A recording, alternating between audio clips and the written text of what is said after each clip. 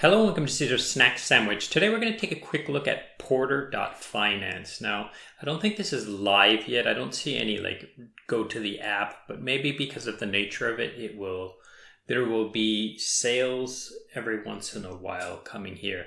I've tried to talk in the community, but I haven't got any answers yet.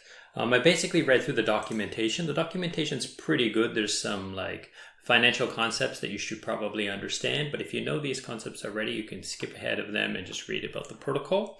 I'm going to use a flowchart to explain to you how this protocol works and kind of what the idea is here. But the main idea here is that protocols or DAOs or organizations can use their governance token in order to borrow stablecoins from other people.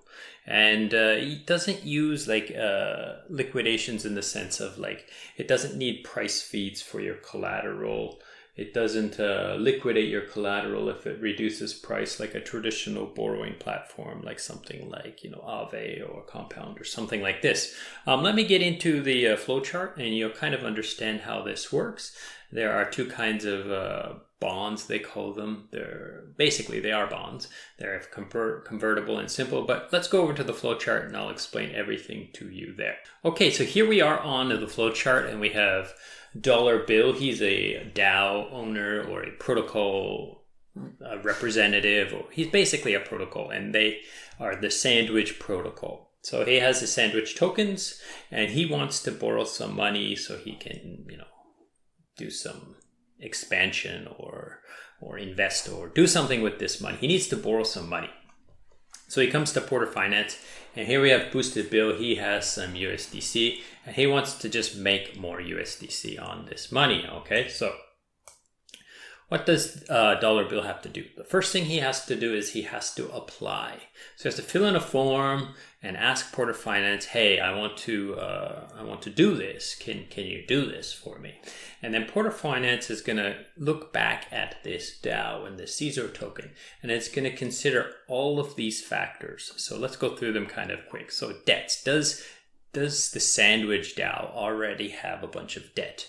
History, what kind of history, maybe price action, how long has this DAO been alive, what have they done, and stuff like that. The team, are these guys doxed, are they anons, are they known, or have they done things in the past? The treasury, what sort of assets does this DAO have in their treasury? Competition, does this DAO have a lot of competition in the marketplace, so therefore they might lose market depth or market influence? What is the intent of this DAO with the USDC that they plan to borrow? Which blockchain are they on? What sort of collateral? So this collateral, in the sense, the sandwich token, they would take a deep dive into this, the tokenomics of the sandwich token, the cash flow of the DAO. How does the DAO make money? So fees or service fees or whatever sort of cash flow that this DAO has. Some projections on both maybe this token and the cash flows of this DAO, how they plan to increase the cash flow. Does this DAO or the smart contracts within this DAO have some audit, and are they insurable? Now, it doesn't need all of these. It's just they're going to use all these metrics to decide whether or not this is too risky or not. So then they basically say yes or no to them. Okay. Now, they do have to obviously consider these things as well, but when this is part of the proposal, right? So when in the application, so let's say they are approved, then they will supply some tokens as collateral. So in this case, I'm going to use 200 of these sandwich tokens as collateral, and then they have to make some choices. Do they want to do a simple or convertible bonds, OTC or auction style bonds? And if they do OTC, then it should be fixed price, and auction, they should choose a minimum price, and then the maturity date. So when will the bonds mature? So let's say, for example, Sandwich DAO and Bill here, they decided to do an OTC simple bond. Okay, so they set up this bond, they provided some collateral, they've already provided this collateral. The collateral is there. They have the simple bonds, 100, let's say they have 100 simple bonds, and the price is 95 cents and for a 1 month maturity date. So they have these settings, right? So then dollar boosted bill will come along and he will check this. Okay, so he'll look at this collateral and he'll think, oh, is this collateral safe, right? Am I bullish this? Do I think this collateral is going to hold up in this situation and be safe, right? For this. So then he will look at these other metrics and say, consider if it's a good return on investment. Okay. And then if he decides that it is a good return on investment, he will buy them. So he will send the 95 USDC because it's 95 cents per bond. So he sends the 95 USDC and he gets back 100 bonds. Okay. Now a bond is redeemable for $1, right? So he's making $5 in a month, and that's kind of how his return on investment looks. Okay. Now, let's say the opposite. Let's say the other choice. Let's say the DAO, Sandwich DAO, decides to use a convertible and an auction-based convertibles. Now, he could do an OTC convertible or an auction-based simple as well, but I'm just separating them into two choices here just so I don't have to be redundant. So the DAO is going to do a convertible, so they put up 100 Sandwich tokens. Now they still have this collateral, right, of 200.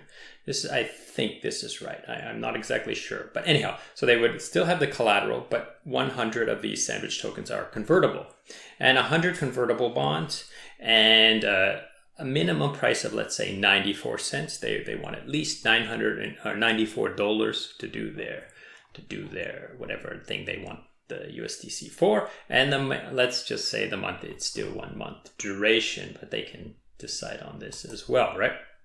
So along comes Ama here. So Ama looks at this and she's like, oh, I'm bullish this token and I like this return on investment, so I will bid 94 USDC.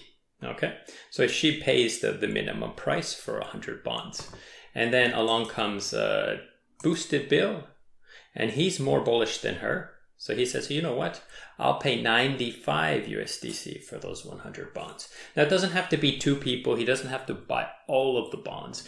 Like if he only wanted half, he could get half at 95 and she would get the other half at 94, right?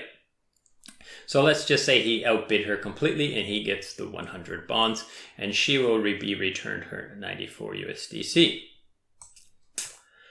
Now, the time of maturity does come, okay? So the first thing Dollar Bill and the Sandwich DAO need to do is they need to pay their debt. So they gave out 100 bonds, right? So they need to give 100 USDC. So they give 100 USDC and they get back their collateral.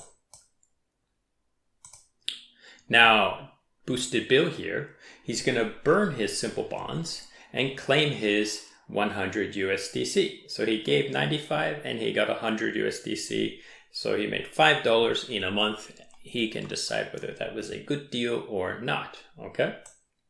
Now, on the opposite, let's say that we're using this convertible bonds instead of the simple bonds that we did up here. So let's say during this time of before the maturity, during the time of maturity, during the time of the contract, Sandwich token starts mooning. It's just 5x's or something, goes up, goes up, goes up.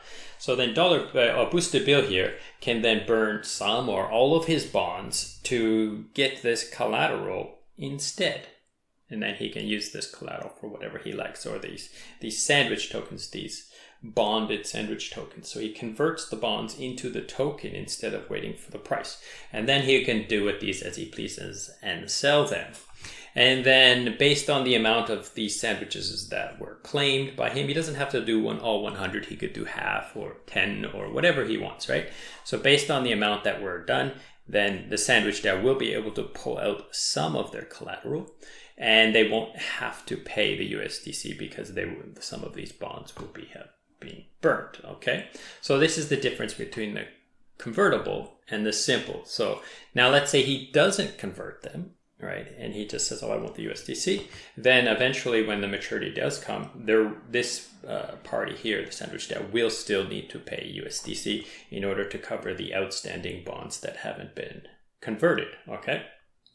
Now, let's say Sandwich is a bad boy and they don't come and pay their debt. Now there is some window, like a leeway window of like 7 days after this maturity time, right? So let's say they don't pay, right? So what's the risk, right? What's going to happen here? Well, first of all, the 200 tokens that were used as collateral cannot be claimed back, and those will go to the bondholders, right? These guys will be flagged as default, and because they've given all of this information to Porter, it is all on chain, and it will be declared on chain that these people have bad credit and that this DAO should not be trusted again in the future.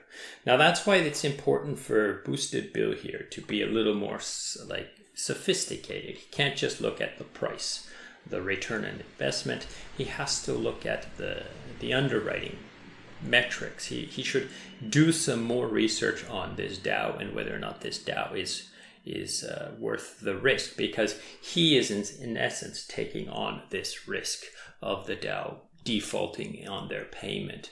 So that's pretty much it, as I understand it. Okay, I think this is pretty interesting because there's no need for price feeds. There's no live liquidations. There will be liquidations here, most likely. Perhaps the Porter DAO will liquidate these and give him USDC back, or he can just liquidate them when he claims these out of these 200 sandwich tokens and so forth. He can try to liquidate them through the liquidity pool himself.